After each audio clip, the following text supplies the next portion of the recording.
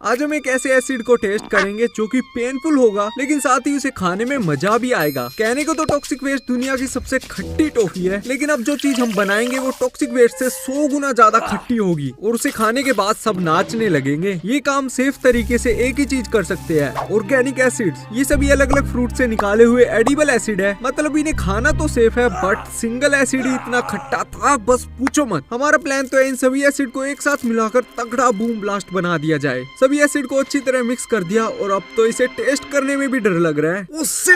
भाई साहब ये इतना ज्यादा खट्टा है, थोड़ी देर मुंह में रखने से ये देखो जीभ का क्या हाल कर दिया।